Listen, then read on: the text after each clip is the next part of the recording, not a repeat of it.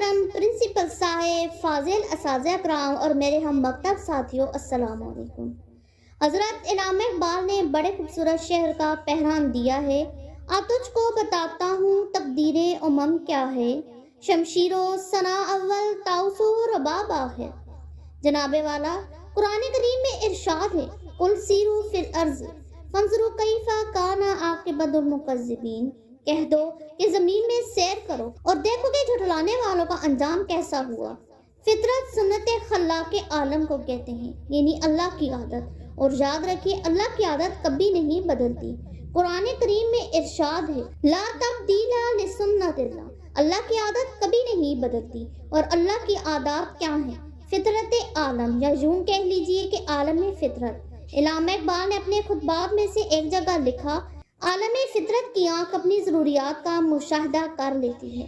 یہ گویا اللہ کی آنکھ ہے جو یہ دیکھتی ہے کہ اب زمین کے کس کونے میں کس طرح کی قوم کی ضرورت ہے۔ سموئیل پی ہنٹنگٹن کے الفاظ دیکھیے جو انہوں نے اپنی کتاب تہذیبوں کے تصادم میں لکھے ہیں۔ عالمی طاقت کا وہ دھارا جو صدیوں مشرق سے مغرب کی طرف بہتا رہا، اب شمال سے جنوب کی طرف بہنے لگے گا۔ فطرت کی آنکھ بدستور دیکھ رہی ہے کہ کون سی ملت کیا کچھ کرنے میں مصروف ہے۔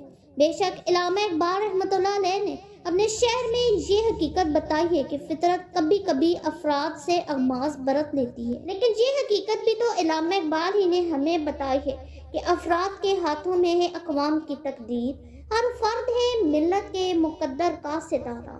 جناب صدر، ثابت ہوا کہ ملت افراد سے بنتی ہے، افراد کی غلطیاں ملت کی غلطیاں ہوتی ہیں، اور افراد کے گناہ ملت کے گناہ۔ بابل و نینوا اور صدوم و منفس کے باشندوں نے عطیہ خداوندی کا اسراف کیا تو وقت نے ان اقوام کو بھی صفحہ ہستی سے مٹا دیا۔ قرآن کریم میں ایسی اقوام کے لیے فخسفنا، پس ہم نے انہیں زمین میں دھسا دیا سے یہی مراد ہے کہ وہ پیٹ کے بل رینگنے والے کیڑوں کی طرح زمین کی مٹی میں دھنس کر رہنے پر خوش تھے۔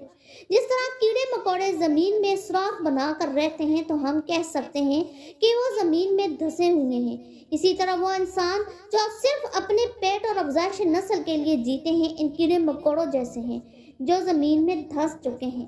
انسان کا مقام پیٹ اور نسل کی فکر سے بلند تر ہے۔ وہ اسی وقت ایک انسان کہلانے کا حقدار ہے جو اپنے معاشرے میں کسی ایسے نظریاتی اجتماع کا حصہ بن کر رہے جس کے اعمال و افعال میں انسانی اخلاقیات پائی جاتی ہوں۔ وہ ایسے قافلے کا راہ رو بنے جس کا احساس زیاں زندہ ہو، جو اپنی منزل سے باخبر، اپنے راستوں سے آگاہ، اپنے مقاصد سے واقف ہو۔ عزیزان گرامی، جو کوئی قوم محض اپنی مادی ضرورتوں کو پورا کرنے میں لگ جائے اور قوم کا ہر فرد اشیاء مادی کے حصول کی خاطر تن من دھن کی بازی لگا دے تو گویا وہ قوم دھنس گئی۔ اس کے برعکس جب کوئی قوم عرضی پیوستگی سے چھٹکارا پا لے، زمین کے رشتے ناطے اور مال و دولت اس کا نصب العین نہ ہو، تو اسے خود بخود قوت پرواز حاصل ہو جاتی ہے۔ قرآن کریم میں ارشاد ہے، وَأَنْتُمُ الْأَعْلَوْنَ إِن كُنتُم مُؤْمِنِينَ، تم بلندی پر ہوگے اگر تم مومن ہو۔ ارتقاء حیات کا یہ دھارا فطرتی قوانین کے تابع ہو کر چلتا ہے۔ جیسے زہر سے موت اور شہد سے زندگی ملتی ہے، ویسی اقوام کو زندگی اور موت ملتی ہے۔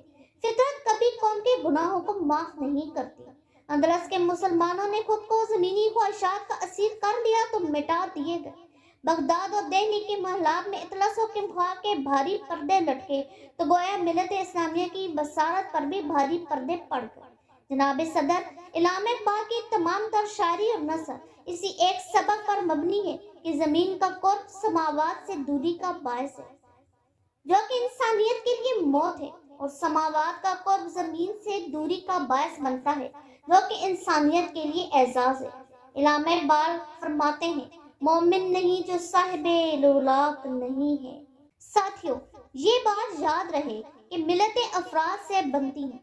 بے شک بعض اوقات فرد واحد اپنی طبعی عمر میں اپنے اعمال کی سزا نہیں پاتا، لیکن اس کے جرائم ملت کے جرائم کی فہرست میں شامل کر لیے جاتے ہیں۔